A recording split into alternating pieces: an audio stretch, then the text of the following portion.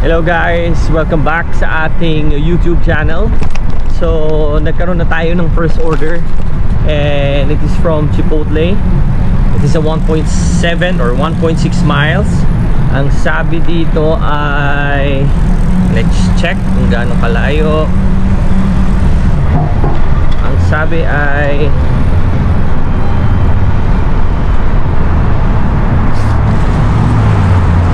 1.6 miles for $8.75.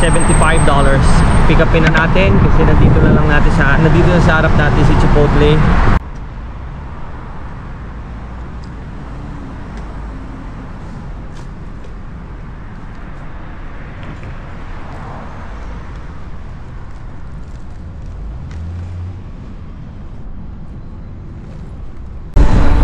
Ang sabi guys, 3 minutes ago and 0.5 miles away. Puntaan na natin yung customer. Na-text ko na siya kanina and I'm sure na-expect niya na tayo. Dito na tayo guys. Alam niyo guys, parang naalala ko na deliveran na natin to. Ito yung sinasabi ko before na pagpasok natin, nandito lang siya sa kanan, first door on the right. So pero tingin ko iba na to, hindi na siya yon. Pero same place, same yung apartment. Tingin ko dito rin yun eh. Tara, bigay natin. So ayun, nabigay na nga natin yung order niya. And nag-meet kami doon dito sa baba. Hindi na ako pumasok sa loob. So much better, mas maganda pagka ganun, diba sabi ko. And waiting tayo sa panibagong order. Sana marami. Today is Sunday. We are expecting a lot of orders. So until kaya natin mag-accept tayo ng order. Let's go!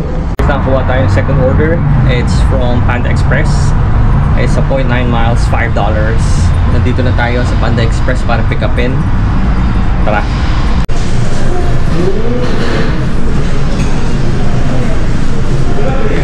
Hello! I have for Justin B. Yep. And also he's asking if he's requesting for a teriyaki sauce. Thank you. Yeah, no. Sabi, kakaliwa tayo dito at malapit na. Pagkaliwa natin like 500 feet na lang, nasa left or nasa right siya. Check natin.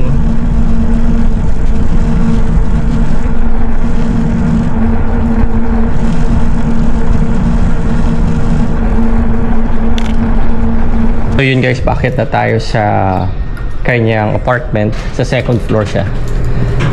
And binigay niya lang sa atin yung code kasi hindi naka-indicate doon sa kanyang instructions. So I need to call her para malaman ko yung code. Pero iiwan lang natin to sa kanyang room or sa tapat ng kanyang pinto kasi leave on the door, sabi niya. Tara, samahan niyo ako. Bigay natin.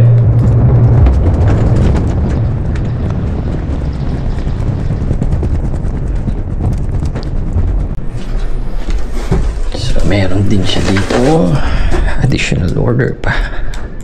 Tingin ko yung nakasalubong natin kanina, siya yung nag-deliver din dito. Let's go. Balik tayo dun sa ating tambayan dahil dun tayo nakakakuha talaga ng medyo maraming order.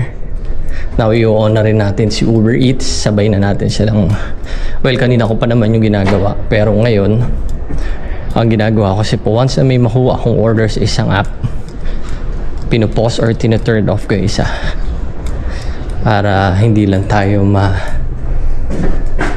maratel o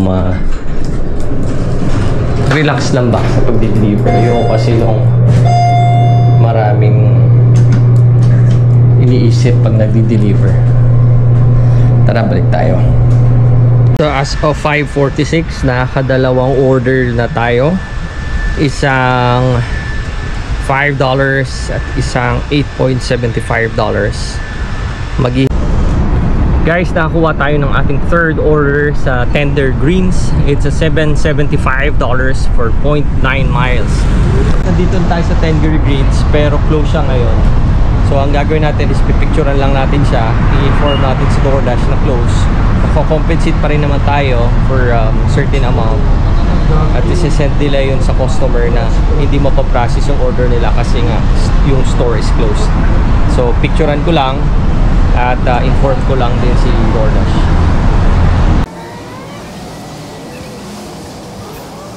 Dito tayo sa pwesto natin, mag-aabang-abang lang tayo. Kaharap natin ang Chipotle, and then yung katabi niya, yun nga yung Tender Grills na close today. Pero na-compensate naman tayo kasi nga na-prove naman natin that it's really close. May dinecline tayong dalawang order kasi feeling ko hindi worth it. Though maganda naman yung bigay, pero dalawang store yung pipick upan, tapos dalawang bahay din. Mas prefer ko kasi yung isang store lang at isang bahay, babalik agad. Ngayon may na-pick up ako, may nakuha akong order, tinanggap ko na. It is a 0.6 miles for $8 or $6.25. Kukuhanin na natin. Malapit lang siya. Tara. Dinagdagan pa ni DoorDash yung order natin, naging dalawang store na siya. So ayoko nga sana, pero additional $2 for 0.2 miles. Pwede na rin. Magkakatabi-katabi lang ng store yung ng bahay yung next na dadrapan natin. Tara. Nandito na tayo sa unang pipick up pa natin. Ito yung Ike's Love Sandwich. So dalawa yung pipick up pa natin. Ito yung una. Pick upin muna natin ito. Tapos punta tayo doon sa isang store. Tayo sa Taco Bell. Pick upin na natin.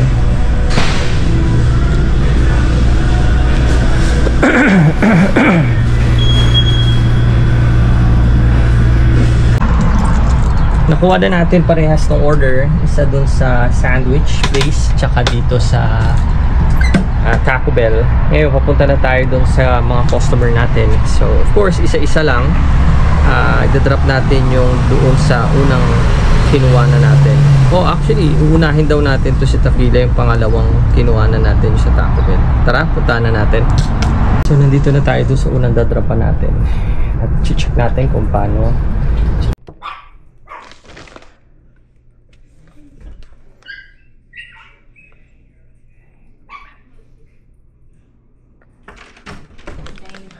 Welcome. Thank you so much. Yeah, is it okay if I just take a photo like that? Sure. No worries. I'm just going to include the number. Appreciate it. Oh, I'm sorry. Hello.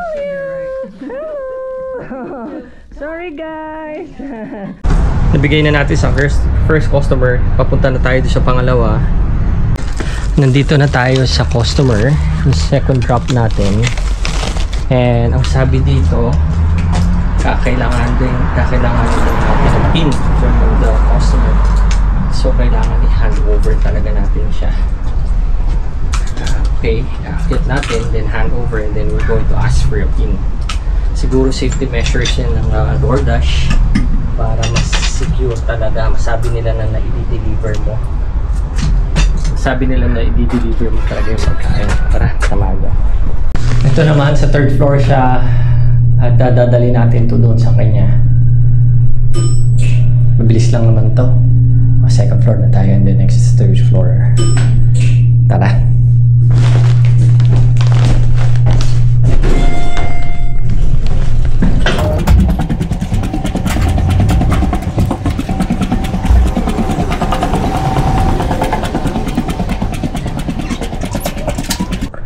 Hi, Kelly. Hi, yes. Yeah. For this one, I will just be needing a pin. 4784. 4784. Appreciate it. Thank you. Thank you. Enjoy. At dito nga, habang naglalakad tayo, naka-receive ulit tayo ng order from Little Caesars na pizza. Nandito na tayo guys dun sa ating unang pick-up. Ito yung Little Caesars. Tapos nag-add ulit si DoorDash ng panibagong drop of pan. And pupuntahan natin siya. After this, puntahan natin. Tara. Nakuha ko na parehas yung order. Yung isang pizza. Tapos itong isa parang Caribbean store or restaurant. So pupuntahan na natin. Samahan niyo ako. Let's go. Sa pagkakataong ito, hindi ko na nga pala na-i-download ng mahaba ang pag-drop off natin sa food na ito at sa pag-drop off natin ng pizza dahil maglo-lobat na ang camera ko. Dito na tayo. Hello, how are you? Yeah, natapos na tayo. Ang time now is 7:45 p.m. 8 p.m. na ang gabi dito. So medyo maliwanag pa kung makikita nyo. And ayun, na-deliver na natin yung medyo magulo, medyo salimuot na delivery ng pizza. Pero at least na-deliver na natin. At nag-add ng $2 nga pala yung before the pizza na-deliver natin. Nag-add siya ng $2, which is good. And thank you, Lord, for this opportunity. Thank you, Lord, for giving me strength to do this. Thank you, Lord. Kita-kits ulit tayo sa ating DoorDash and Uber Eats adventure. Papakita ko sa iyo kung magkano, sa inyo kung magkano kinita natin today. Thank you, bye.